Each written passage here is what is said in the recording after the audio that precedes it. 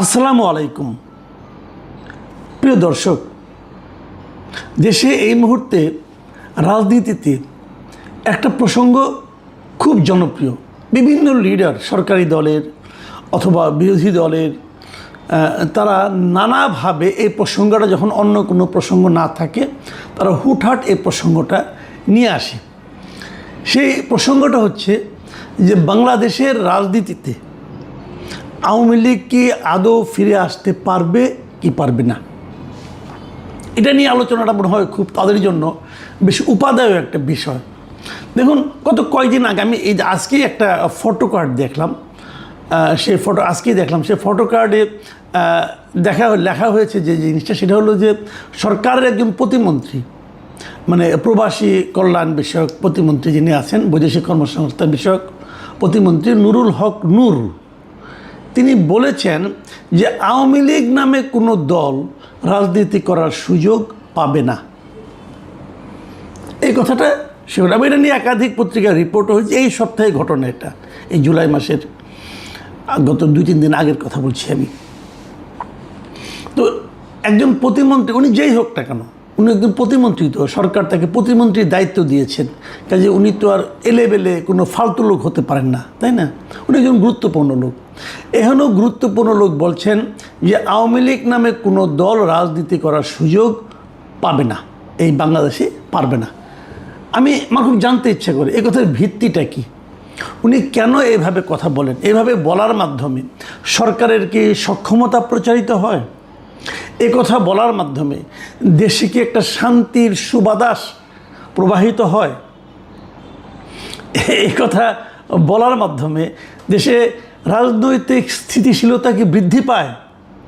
অথবা জনগণের মধ্যে যে দ্রব্যমূল্য, আপনার বিদ্যুতের দাম এবং জ্বালানি সমস্যা ইত্যাদি নিয়ে যে এক ধরনের অসন্তোষ ধীরে ধীরে দানা বেঁধে উঠছে, সেটা কি কমে যায় তার এই বক্তব্যে? যদি না যায় তাহলে উনি কেন বলেন? দেখুন, এটা কি সরকারের বক্তব্য? বাংলাদেশে যে সরকার বর্তমানে আছে, মানে বিএনপি সরকার, সেই বিএনপির যারা হাইকমান্ড, তারাও কি এই লাইনে চিন্তা করেন? এটা নিয়ে কিন্তু আমার হয় আলোচনা হওয়া দরকার, এবং এর ব্যাপারে তাদেরই একটা সিদ্ধান্ত নেওয়া দরকার যে রাজনৈতিকভাবে তারা কি ভাবছেন। কয়েকদিন আগে দেখলাম আমরা যে এই সরকারের মানে প্রধানমন্ত্রীর একজন উপদেষ্টা, প্রতিমন্ত্রীর পদমর্যাদা বিশিষ্ট উপদেষ্টা ডক্টর জাহিদুর রহমান, তিনি একটা কথা বললেন যে আওয়ামী লীগে নিষিদ্ধ হওয়া না হওয়া বিষয়টা আসলে আদালতের এখতিয়ারে।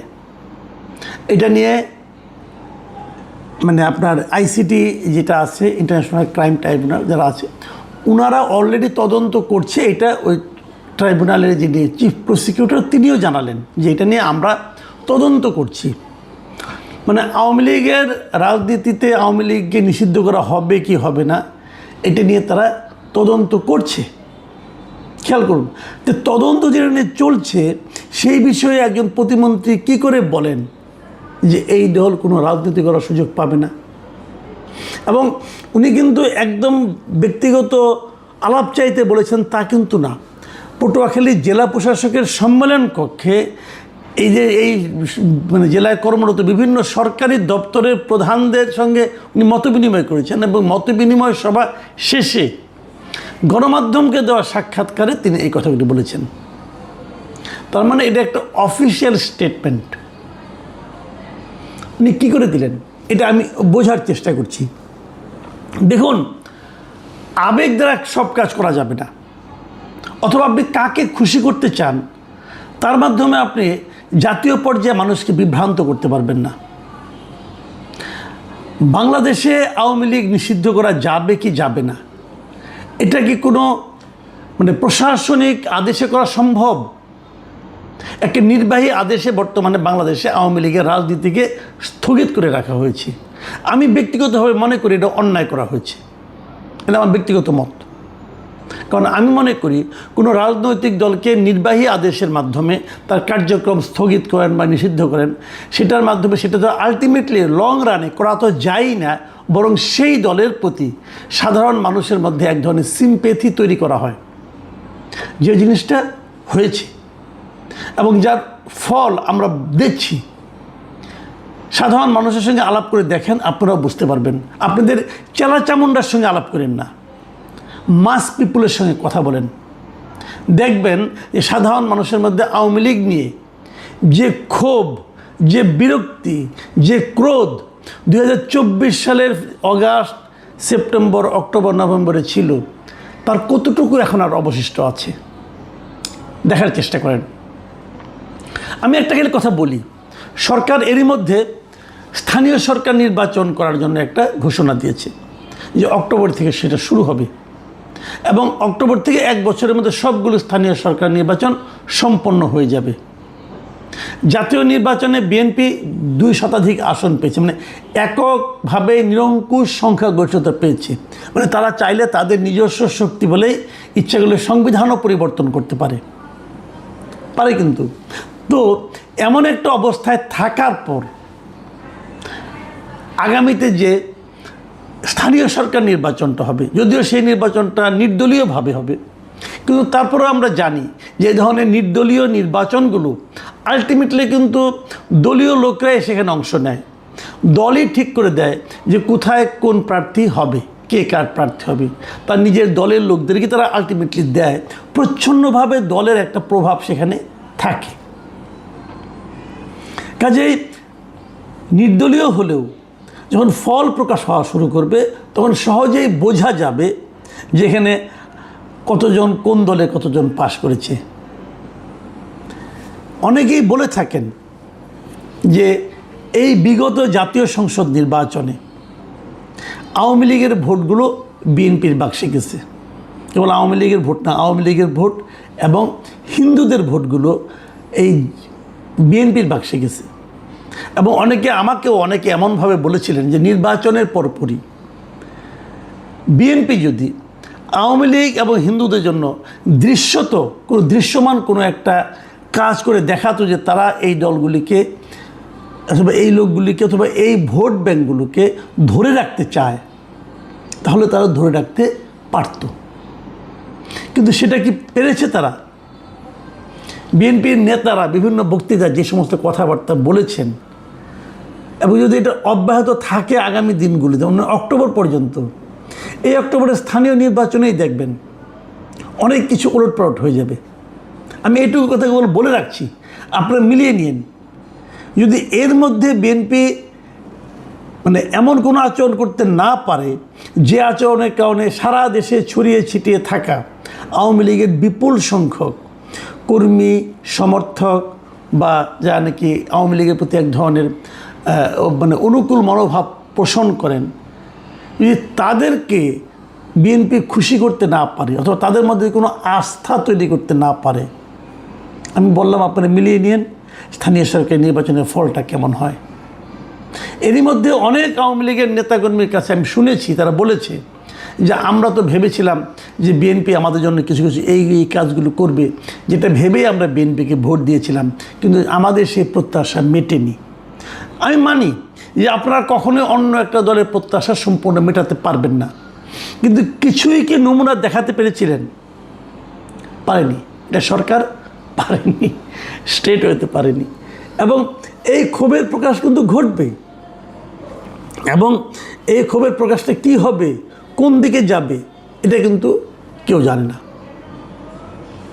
তো আমি সেই কথাটাই সবসময় বলি যে এখন যারা বলেন যে আওয়ামী লীগের নির্বাচনে আসার কোনো সম্ভাবনা, আওয়ামী লীগের রাজনীতিতে আসার কোনো সম্ভাবনা নাই, আওয়ামী লীগ এদেশে ফিরতে পারবে না, এবং তারা যে যুক্তিগুলি দেন, যেমন আইসিটিতে যে যুক্তিগুলি উঠবে বলে আমি মনে করি, সেটা হলো এটা একটা মানবতা বিরোধী অপরাধ করেছে।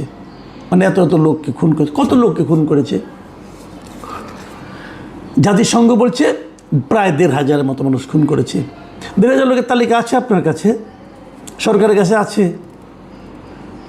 অন্তর্বর্তীকালীন সরকার যে তালিকাটা তারা করেছিল সেখানেও তো 843 জনের মতো তালিকা আছে। তাহলে বাকি 600-700 কই গেল?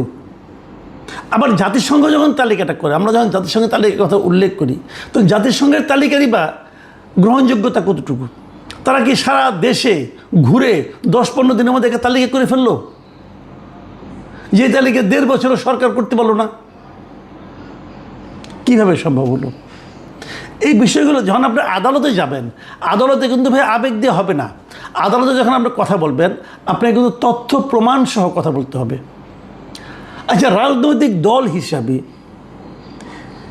আওয়ামী লীগ আনুষ্ঠানিকভাবে সিদ্ধান্ত নিয়ে মানবতা বিরোধী অপরাধ করেছে, এটা প্রমাণ করা খুব সহজ হবে।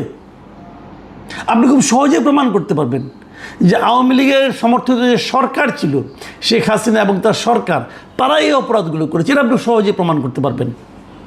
কিন্তু রাজনৈতিক দল হিসেবে আওয়ামী লীগ সিদ্ধান্ত নিয়ে এ ধরনের কাজ করেছে, এটা প্রমাণ করতে পারবেন? অত সহজ হবে? অথচ দেখেন ৭১ সালে জামাতে ইসলাম কিন্তু রাজনৈতিকভাবে সিদ্ধান্ত নিয়েই পাকিস্তানি বাহিনীকে, দখলদার পাকিস্তানি বাহিনীকে সমর্থন দিয়েছিল, রাজনৈতিকভাবে সিদ্ধান্ত নিয়ে সমর্থন দিয়েছিল। তাহলে সেই যে মানবতা বিরোধী অপরাধ তখন হয়েছে, তার বিচার হবে না? যদি আইসিটিতে আওয়ামী লীগের বিরুদ্ধে অভিযোগ যায়, তাহলে আইসিটিতে জামাতের বিরুদ্ধে অভিযোগ যাবে না কেন? তখন কি এই ভূখণ্ডে এই দেশের মানুষ মারা যায় নাই? এই প্রশ্নটা আমি করলাম। তখন যারা মারা গেছে তারা কি এই দেশের মানুষ না? তখন যারা ধর্ষিত হয়েছিল তারা কি এই দেশের মানুষ না? তখন যে মানবতা বিরোধী অপরাধগুলি হয়েছিল তারা এই দেশের মানুষ না? যারা করেছিল তাদের সঙ্গে জামাতে ইসলামের লোকজন কি তাদের দলীয় সিদ্ধান্তের মাধ্যমে অংশ নেয়নি? যদি নিয়ে থাকে, সেই দলের বিচার হবে না কেন? বলবেন এতদিন তো হয়নি। হ্যাঁ, এতদিন হয়নি, কারণ এতদিন তো আইসিটির সেই এখতিয়ারও ছিল না। এখন এই এখতিয়ারটা তো আইসিটির মধ্যে, এই আইনটা তো করা হয়েছে যখন, এটা তো অন্তর্বর্তীকালীন সরকার করেছে, এবং আইনটা করার মাধ্যমে এর তো একটা রেট্রোস্পেক্টিভ এফেক্ট হচ্ছে। কারণ আইন তো করা হয়েছে যখন আওয়ামী লীগ এই অপরাধগুলি করেছে। তারপরে একটা অপরাধ করার সময় তার যখন বিচার হয়, শাস্তি হয়, ওই সময়ে যে আইন থাকে সে আইনে শাস্তি হয়। কিন্তু আপনি অপরাধ করার পরে যদি আইনটা করেন, ওই আইনের মাধ্যমে এটা করতে গেলে একটা রেট্রোস্পেক্টিভ এফেক্ট করা থাকা লাগে। এই যে এই আইনে সেটা আছে, তাহলে তো এই আইনের আওতায় জামাতে পড়বে। জামাত আরও আগে করেছে, করুক। এই ধরনের হত্যা মামলা তো তামাদি হয় না, মানবতা বিরোধী মামলা তো তামাদি হয় না যে ওই 15 দিনের মধ্যে, 2 বছরের মধ্যে, 20 বছরের মধ্যে